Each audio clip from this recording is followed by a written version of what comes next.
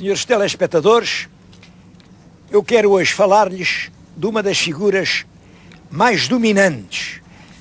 Não há divergências sobre isso. De um dos maiores escritores que até hoje nasceram em Portugal. É um homem de há muito tempo, chamava-se Fernão Lopes. Ele escreveu no século XV, portanto imaginem há que tempo isto foi, no século XV. E estou a dizer-lhes isto num lugar muito ligado à vida dele. Estou no Castelo de São Jorge, em Lisboa, e a torre que vem atrás de mim era a antiga Torre do Tombo. A Torre do Tombo era a torre que servia de arquivo aos documentos reais. As escrituras, as dádivas, os contratos, as obrigações, tudo estava ali arquivado. Bom, nessa altura não havia leis publicadas como agora. Eu, se quiser saber qual é o meu direito, naturalmente vou à lei. Nessa altura não era assim. Nessa altura o direito estava disperso em todos esses documentos, nesses precedentes abertos por esta ordenação, por aquele alvará, e tudo isso se guardava aqui. Portanto, quando uma pessoa tinha uma questão nos tribunais, tinha que vir aqui, àquela torre, tinha que falar com o guarda-mor ou com algum dos guardas da Torre do Tombo e pedir-lhe que lhe desse certidão, uma cópia autenticada, do documento onde estava o direito que ele dizia ter. Isto é para perceberem a importância que tinha nessa altura ser guarda da Torre do Tombo. Torre do Tombo porquê? Hoje para nós um tombo, olhem, um tombo é um trambolhão, é cair... Não, tombo não é nada disso. Hoje nos livreiros dizem tomo, um tomo é um livro. Ora bem, os reis tinham muitas propriedades, muitas, em todo o país, e isso tinha que estar escrito num livro, tinha que estar metido num tomo, e estar metido no tomo dizia-se estar tombado. Os livros que falavam da fazenda real e dos contratos e das obrigações e das vendas e dos negócios, isso eram os tombos. E tudo isso era precioso. Tudo isso estava guardado naquela torre. E o guarda daquela torre era um homem que se chamava Fernão Lopes. A mais antiga informação que eu tenho dele é um documento de 1418, em que ele já assina como guarda das escrituras da Torre do Tombo.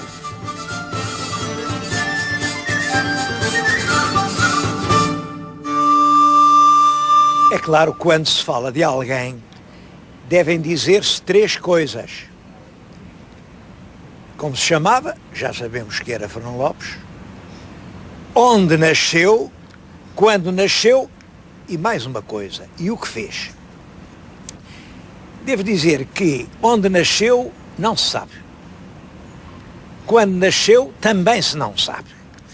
Podem ter-se palpites, muitos escritores dizem assim umas coisas muito vagas. Eu também tenho a minha ideia.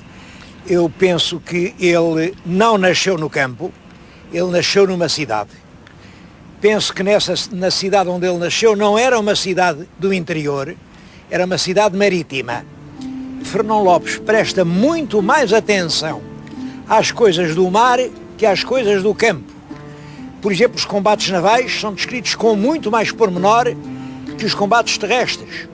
Em relação aos navios, diz as cargas, diz os tipos dos navios, diz quem eram os comandantes, todos os pormenores ligados à atividade comercial marítima lhe merecem uma grande importância. Em compensação, as coisas do campo, não. Ora, ele descreve uma guerra em que quem sofreu foram sobretudo os camponeses. Nessas guerras vinham grandes bandos de cavalaria, incendiavam os palheiros, as adegas, os celeiros, as aldeias, devastavam as vinhas, cortavam as oliveiras, roubavam tudo, levavam as ovelhas, levavam os camponeses como escravos. Era um terror. A guerra na Idade Média era realmente um terror para a gente dos campos alentejanos. Isso não impressionou o nosso Fernão Lopes. Não. Os sofrimentos do camponês não figuram neste livro. Mas os sofrimentos do habitante de Lisboa, a fome que ele passa, os homens a esgravatar no chão para apanharem esses últimos bagos de trigo quando se faziam os carregamentos, a crónica está cheia do sofrimento do povo de Lisboa. Aliás, são das mais belas páginas deste livro. Portanto, acho que era um homem nascido numa cidade, talvez ligado, talvez os pais dele, ao comércio marítimo. O comércio marítimo foi muito importante em Portugal no século XIV e século XV. E quando? Quando nasceu? Bom, quando? Não há nenhum documento. Mas sabemos isto. Sabemos que ele, como já lhes disse, em 1418 já foi nomeado para o cargo de guarda da torre e em 1419 ele já assinava escrivão dos livros del Rei. Bom, portanto era já um homem que tinha autoridade, tinha revelado talento, o rei tinha-o selecionado para escrever os seus próprios livros, os livros, enfim, da chancelaria. Calculo que teria pelo menos 30 anos.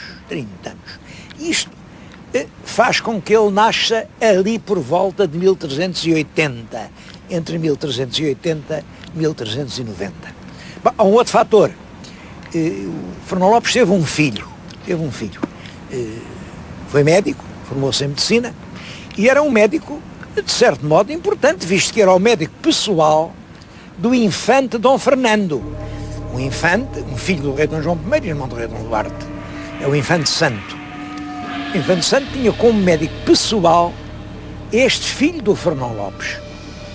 Por sinal, ficou com ele na prisão, quando foi o desastre de Tânger, lá morreu.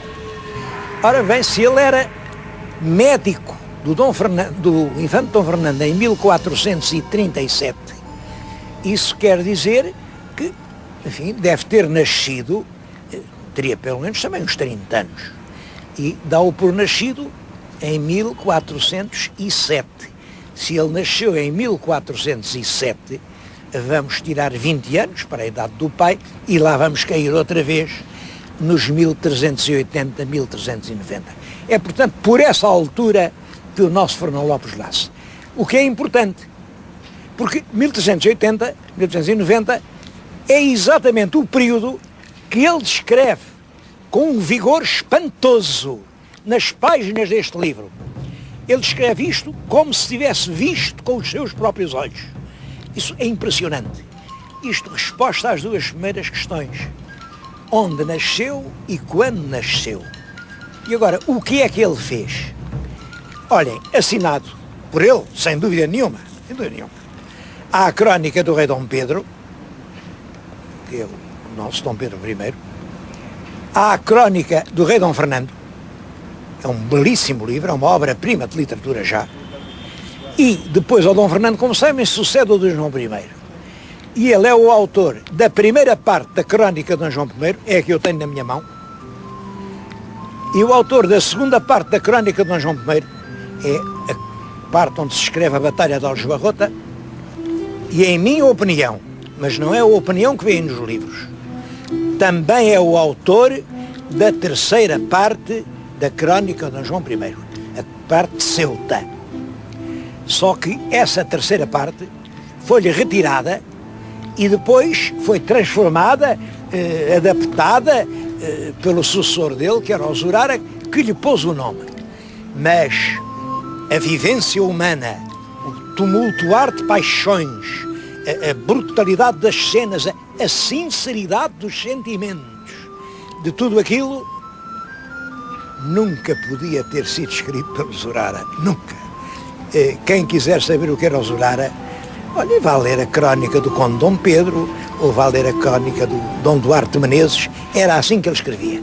Escrevia correto, escrevia direito, mas escrevia sem sentimentos. É uma prosa sem o sangue da paixão humana. E toda a terceira parte da crónica de Dom João I é uma obra-prima de restituição da vida, da paixão e do sangue ao tempo que passou.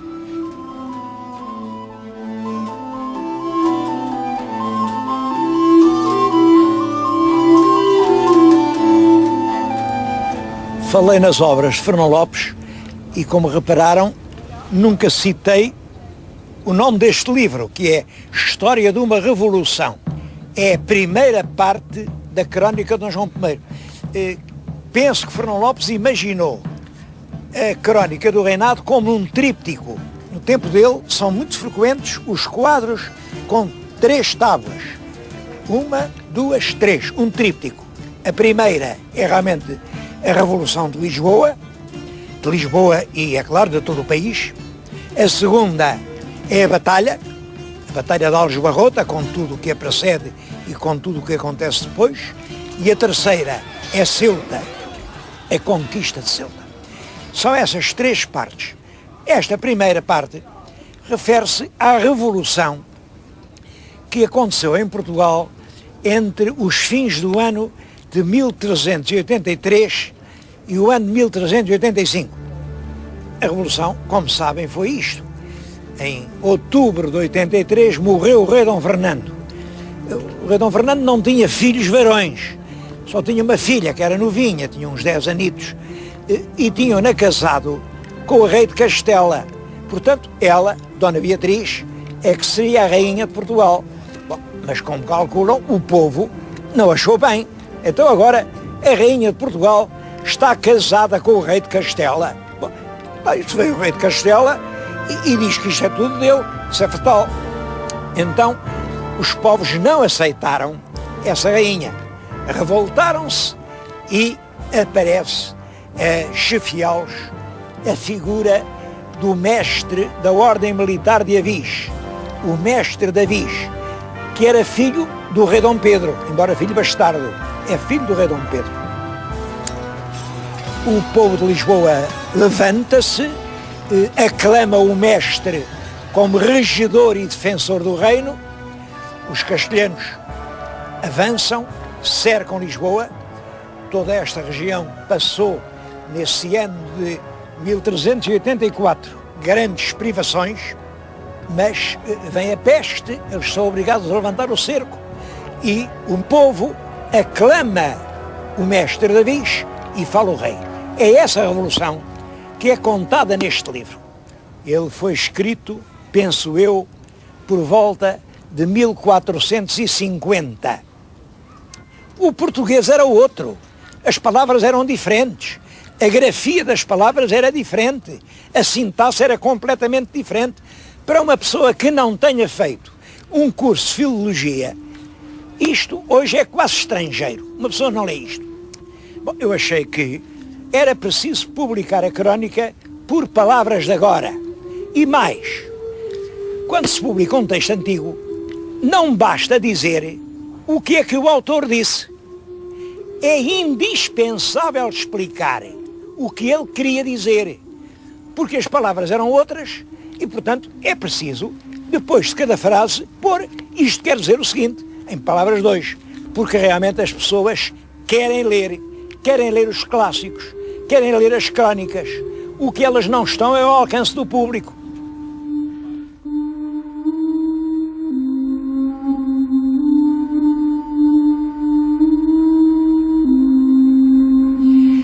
Como eu lhes disse, o povo não concordava de maneira nenhuma com a aclamação daquela rainha, porque isso punha evidentemente em perigo a independência portuguesa. Bom, mas havia outras razões muito fortes. Estava-se nesta altura na Guerra dos 100 Anos. A Europa estava dividida entre apoiar ou a causa francesa, a causa continental, ou a causa dos ingleses. Portugal tinha começado por alinhar com a Inglaterra, mas depois acabou por alinhar com a França. A França era aliada da Espanha e claro que se nós estivéssemos contra a França, corríamos o risco da invasão espanhola. Por isso, os políticos portugueses, e em especial um político muito esperto, muito astuto, o conde João Fernandes, o Dom Fernando foi o conde de Orém. Os outros hidalgos não acharam bem. Então vem lá agora aquele galego lá porque é esperto, fazem no conde. A verdade é que ele era um diplomata hábil e levou Portugal a alinhar não pela Inglaterra, mas agora com a Espanha.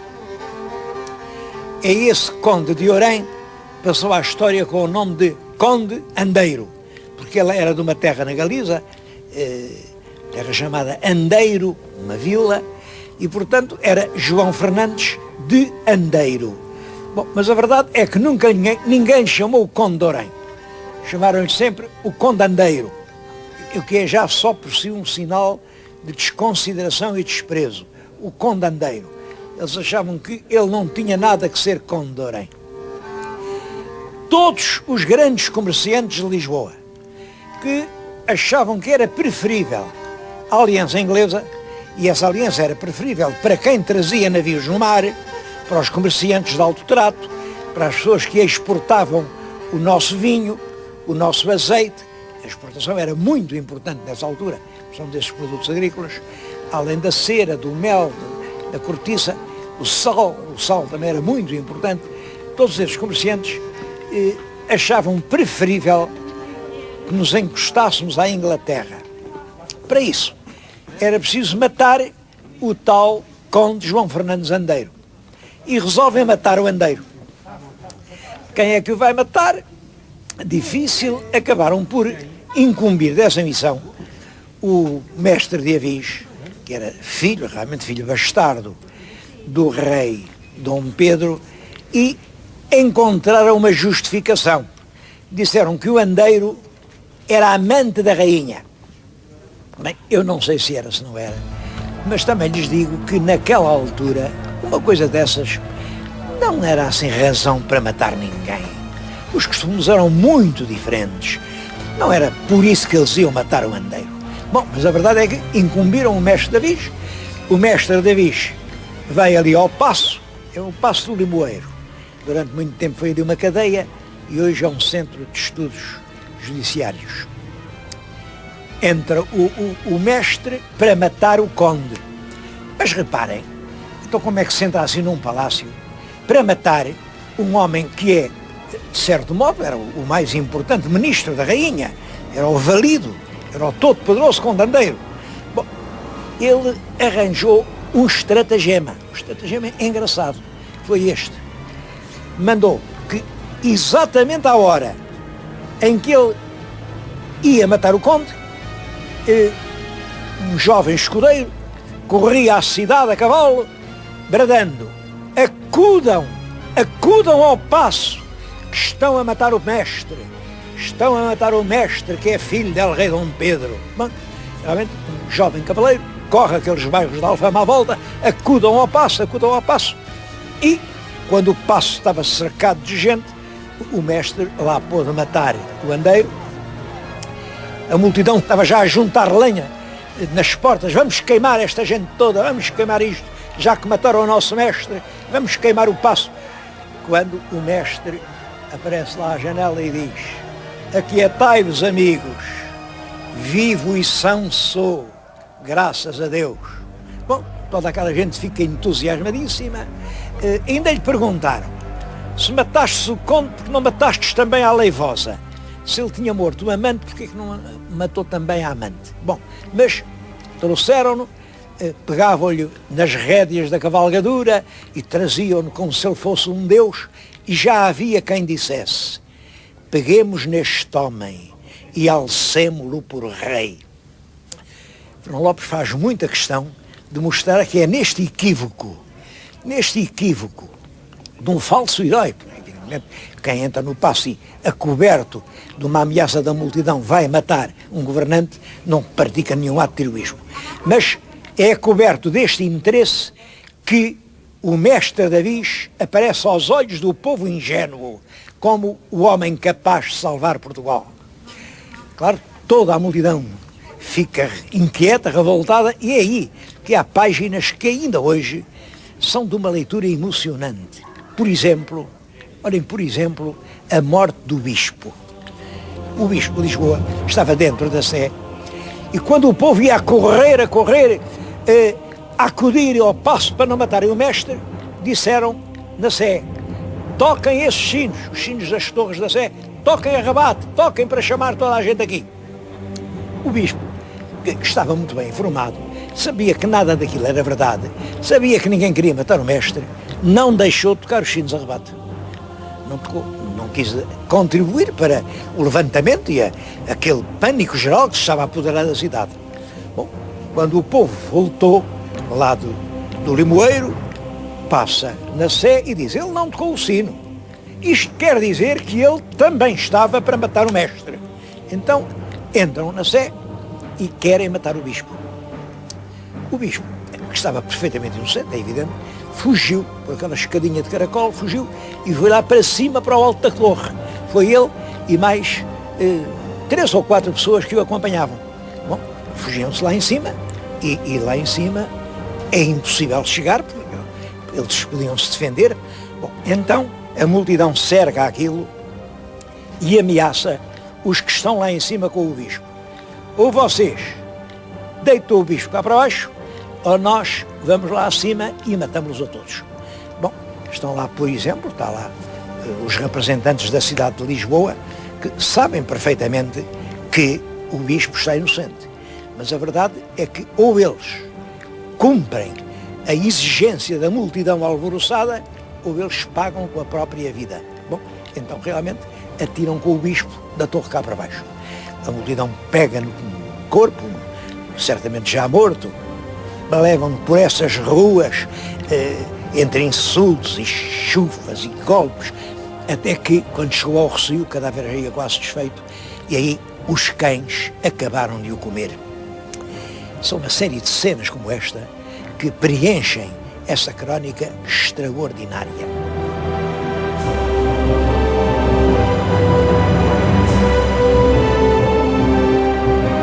A morte do Andeiro é o primeiro episódio de uma revolução que vai ter realmente para Portugal consequências definitivas. Tão definitivas que o próprio Fernão Lopes diz que a revolução representou para nós uma nova época do mundo. Ele tem um capítulo que é a 7ª idade do mundo. Bom, isto de 7ª idade tem que explicar que para os historiadores bíblicos o mundo nessa altura estava na 6ª idade. A primeira começa com o Adão e vai até ao Noé, quando Noé se salva do dilúvio. A segunda é do Noé ao patriarca Abraão. A terceira do patriarca Abraão ao rei David. A quarta do rei David ao cativeiro dos judeus em Babilónia. A quinta do cativeiro de Babilónia ao nascimento de Cristo. E a sexta era a época de Cristo em que Fernão Lopes escrevia. Bom, eu acho que se ele escrevesse hoje, tinha que dizer que essa 6ª idade do mundo cristão, acabou com as cruzadas, começou nessa altura uma 7ª idade, e a 7ª acabou com a Revolução Francesa, e da Revolução Francesa a 8ª acabou com a chegada do homem à Lua, que marca a era tecnológica. Portanto, estamos nós a acabar agora a 9ª idade do mundo. A verdade é que Fernão Lopes revela uma lucidez, uma penetração na interpretação dos acontecimentos que faz dele, ainda hoje, um modelo de historiadores.